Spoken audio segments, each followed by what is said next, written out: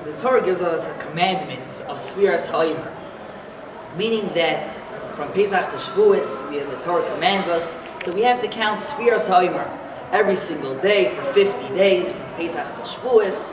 Every single day we count another day. So, for example, on the first day we say this is the first day of the Omer. The Omer is the offering that's brought on Pesach, barley.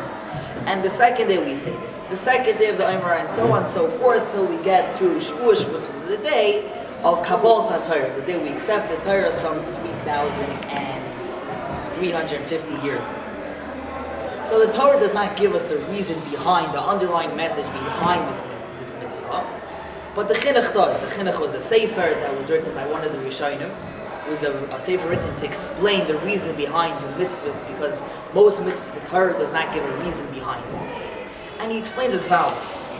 He says that the purpose of Yetzias Mitzrayim, the purpose that Hashem took us out of Egypt, was not just that we should be free from Egypt, that we should be free from the jurisdiction of Paray, that we should have be no longer slaves, have no bondage to anyone. That was not the only purpose. That was not the main point. The main point was that we would now be free, B'nai Chayrin, as Chazal use, that's how our sages use the terminology, that we'd be free to serve Hashem, to become servants of God. And he brings the pasuk that when Hashem first met Moshe by the burning bush, he told him that you see this mountain, and he was referring to Har Sinai, which was the mountain that ultimately the Jewish nation would accept the Torah on that mountain. He said, you see this mountain? Because of this mountain, I am taking the Jewish nation out of Mitzrayim. It's in this merit that I'm taking them out of Mitzrayim. And he says that this is the reason for Sfiras. This is why we count down. We're counting to Shavuos, the day that our ancestors accepted the Torah. Why? Because when you count down to something, it's an expression of excitement for them. I'm so excited for something, I count down the days. A student counts down to the last day of school. Someone counts down to his wedding. He's counting down to the long-awaited day. And says the Chinuch, the same way they did that some 3,000 years ago, every single year we have also personally it's Mitzrayim.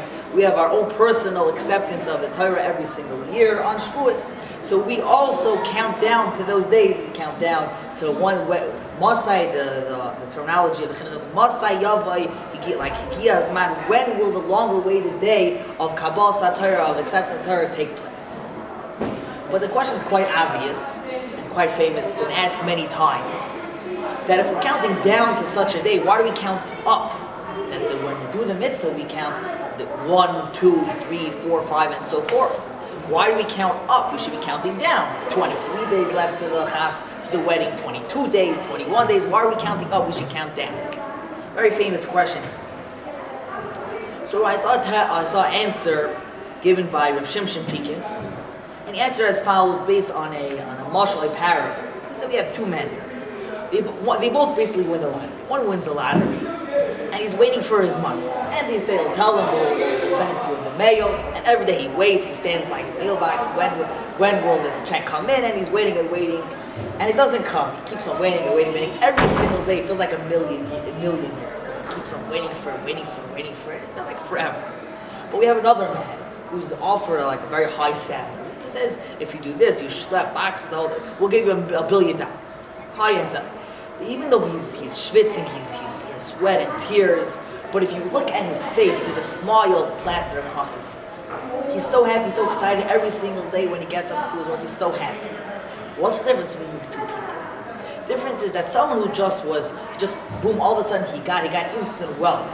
So you're right, he's very happy about it, but it's not the same to someone who every single day works, and he has to work very hard to achieve the wealth that he's going to acquire for himself. It's just not the same. So too by Sfiras Omer, says Rav Shimshon Pikus, that the days that between our Pesach and Shavuos are not merely days that we're counting down to something. We're not just counting down, and then because then we should count down. As we asked before, why are we counting up? Rav Shimshon Pikus is that every single day between Pesach and Shavuos is another opportunity. It's another rung on the ladder to achieve more. Since Kabbalas HaTorah is such a special day, so we have to prepare for it. We have to prepare. We have to be meichin. We have to prepare and make ourselves roy. We have to make ourselves to become able people who will be able to accept the Torah and become servants of Hashem, become the chosen nation. So during these days, we strengthen and we commit more to Torah study. We try to rectify our midas rois, our bad traits, in service and in prayer to Hashem. And Klal Yisrael, actually, the Jewish nation has accepted upon themselves during these days to work specifically in the areas of bin adam lachaver, the way someone conducts himself with his friend. As the Gemara says, the students of Rabbi Akiva died during these days because they did not respect one another. And from then on, the Jewish nation has accepted upon themselves to work in this very area. So that also another thing that the Jewish nation works upon, it's like a skyscraper. Every single day, every day is another floor. We have 50 floors, and each floor is another day where we work more, where we achieve more, and some more opportunities every single day.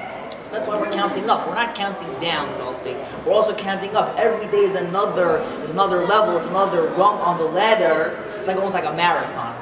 It doesn't go 24, 23, 22, 21. It goes up and up and up. Because every single mile is another mile that he's achieved, that he's worked upon to reach his goal that he sees on the horizon.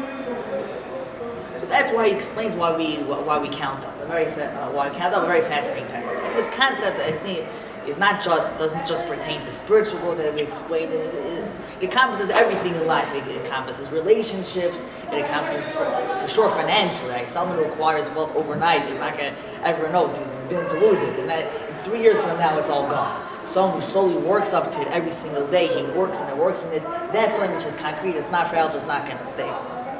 But if we take the message that we mentioned, that you internalize it, that every single that spiritual growth takes place and only is concrete, it only stays. That if you work slowly on it every single day is another part of the general picture, then that's only then will it last eternally.